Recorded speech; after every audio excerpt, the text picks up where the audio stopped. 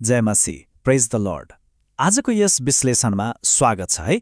आज हामी एउटा यस्तो पुरानो धर्मशास्त्रको खण्डलाई हेर्दैछौँ जुन सुन्दा जति ऐतिहासिक लाग्छ त्यति नै यो एउटा विस्थापन र गहिरो प्रकटीकरणको अत्यन्त व्यक्तिगत कथा बनियो। साँच्चै भन्नुपर्दा यो केवल इतिहासको पाना मात्र होइन, यो त एउटा यस्तो कथा हो जसले हामी सबैले दैनिक रूपमा सामना गर्ने अनिश्चितता, डर र फेरि पलाउने आशालाई मज्जाले झल्काउँछ। जब कोही आफ्नो घर र सुरक्षित घेराबाट अचानक टाढा पुग्छ नि, तब मनमा कत्रो उथलपुथल हुन्छ भन्ने कुरालाई यसले एकदम नजिकबाट देखाउँछ। ल आउनुहोस्, यो प्राचीन तर सधैँ सान्दर्भिक रहने कथाभित्र सँगै डुबौँ। अब सुरुमै एउटा गहिरो प्रश्नबाट अगाडि बढौँ। सबै परिचित कुराहरू छोडेर एउटा झोला मात्र बोकेर एक्लो यात्रीको रूपमा अज्ञात दिशामा पाइला चाल्दा कस्तो महसुस होला? हामी सबैले जीवनमा कुनै न कुनै बेला आफ्नो त्यो सुरक्षित घेरा छोड्नु परेकै हुन्छ, होइन र? कहिले नयाँ कामको लागि, कहिले पढाइको लागि, त कहिले कुनै बाध्यताले गर्दा। त्यो बेलाको असहायपन, भविष्यको चिन्ता र एक्लोपन साँच्चै कति गहिरो हुन्छ नि। हो, यही एकदमै मानवीय अनुभव नै आजको हाम्रो यो कथाको मुख्य आधार हो। कथाको सुरुवात यहाँबाट हुन्छ। इसहाकले आफ्ना छोरा याकुबलाई पत्नी खोज्न भनेर पद्दन अराम पठाउँछन्। तर सुन्दा जति सामान्य लाग्छ, यो कुनै साधारण विदाई थिएन। घरभित्रै चलेको गहिरो षड्यन्त्र र दाजु एसाफको रिसबाट ज्यान बचाउनको लागि याकुब हतार हतार भाग्नु परेको थियो।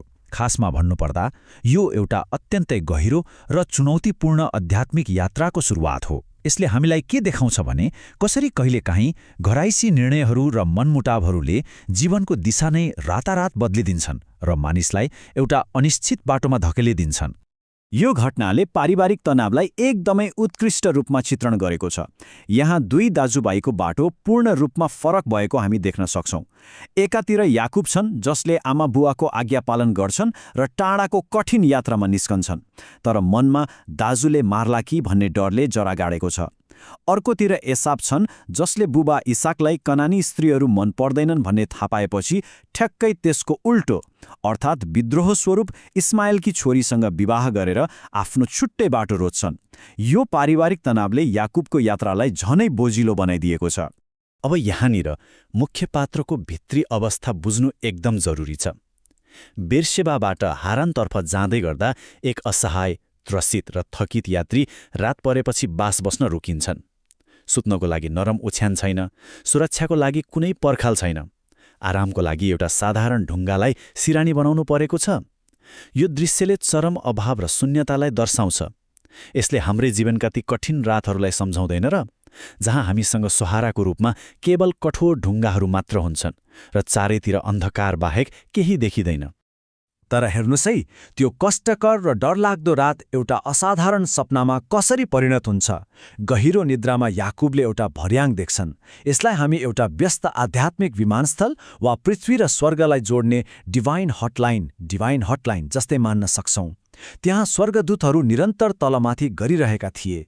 संसारको नजरमा एक्लो र बेसहारा देखिएको त्यो यात्री वास्तवमा कहिल्यै एक्लो थिएन भन्ने कुरा यसले प्रमाणित गर्छ। यो सपनाले भौतिक संसारको पछाडि एउटा अदृश्य आध्यात्मिक वास्तविकता निरन्तर चलिरहेको छ भन्ने कुरालाई छर्लङ्ग पार्छ।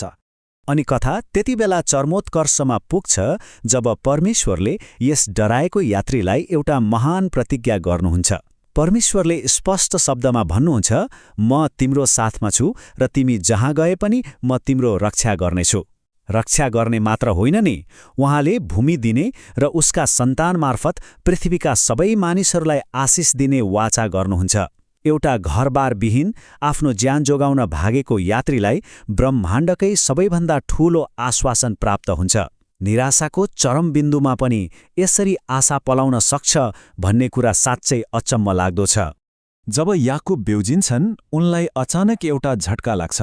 साधारण, उजाड र डरलाग्दो लाग्ने त्यो ठाउँमा प्रत्यक्ष ईश्वरीय उपस्थिति पो थियो। उनी भन्छन्, निश्चय नै परमप्रभु यस ठाउँमा हुनुहुन्छ, तर मलाई थाहा थिएन। यसले गर्दा यात्रीको दृष्टिकोणमा तत्काल र अचम्म लाग्दो परिवर्तन आउँछ। हिजो रातिसम्म जुन ठाउँ केवल एउटा चिसो र उजाड वासस्थान थियो, बिहान त्यो पवित्र स्थल बन्छ। कतिपय अवस्थामा हामीले पनि ईश्वरीय उपस्थितिलाई चिन्न सकिरहेका हुँदैनौँ नि, किनभने ती एकदमै साधारण आवरणमा लुकेका हुन्छन्। त्यसपछि उनले जे गर्छन् नि, त्यो निकै रोचक छ। उनले रातभरि सिरानी बनाएको त्यो ढुङ्गालाई एउटा खाँबोको रूपमा खडा गर्छन् र त्यसमाथि तेल खन्याउँछन्। यो भनेको नि ठ्याक्क एउटा 3D जर्नल तयार गरे जस्तै वा जीवनको बाटोमा एउटा ठूलो आध्यात्मिक स्टिकी नोट छोडे जस्तै हो, ताकि जीवनको यो महत्त्वपूर्ण क्षण कहिल्यै नबिर्सियोस्। हामीले पनि आफ्ना सफलता र शान्तिका क्षणहरूलाई सधैँ सम्झन यस्तै मानसिक वा भौतिक चिन्हहरू बनाउनु साँच्चै जरुरी हुन्छ। त्यो सानो तर अर्थपूर्ण कामद्वारा त्यो साधारण विश्रामस्थल सधैँको लागि पवित्र स्थानमा परिणत हुन्छ। लुज नामको त्यो सहरलाई अब बेथेल नाम दिइन्छ, जसको अर्थ परमेश्वरको घर हो। यसरी एउटा सामान्य ढुङ्गेनी ठाउँ ऐतिहासिक माइलस्टोन्स बन्छ। भौतिक स्थानहरू कसरी हाम्रा जीवन परिवर्तन गर्ने क्षणहरूको स्मारक बन्न सक्छन् भन्ने कुरा यसले स्पष्ट पार्छ। कुनै पनि सामान्य ठाउँ जब त्यहाँ शान्ति र अर्थ प्राप्त हुन्छ, त्यो हाम्रो लागि आफ्नै व्यक्तिगत बेथेल बन्न पुग्छ।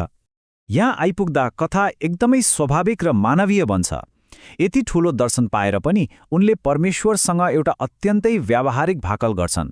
सुरक्षा, खानाका लागि खाना, लाउनका लागि लुगा र कुनै दिन बुबाको घरसम्मको सुरक्षित फिर्ती।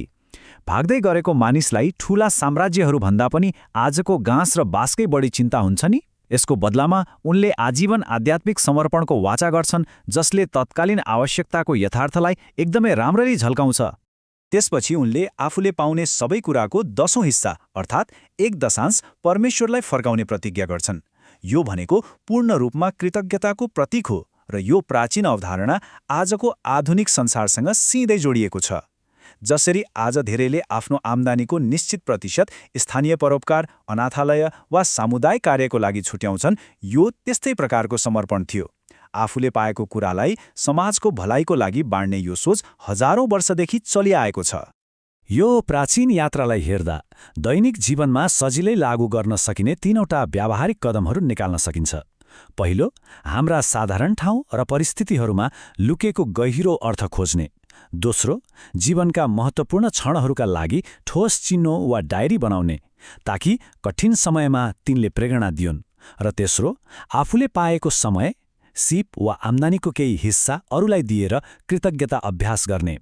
यी कदमहरूले हामीलाई साँच्चै नै निरन्तर अगाडि बढ्न मद्दत गर्छन्। अब यस विश्लेषणको अन्त्य गर्दै गर्दा एउटा गहिरो प्रश्नमा विचार गरौँ त। हाम्रा वरपर रहेका, जसलाई हामी दिनहुँ देख्छौँ तर एकदम साधारण ठान्छौँ, त्यस्ता कुन ढुङ्गाहरू वास्तवमा कुनै महान कुराको ढोका हुन सक्छन्?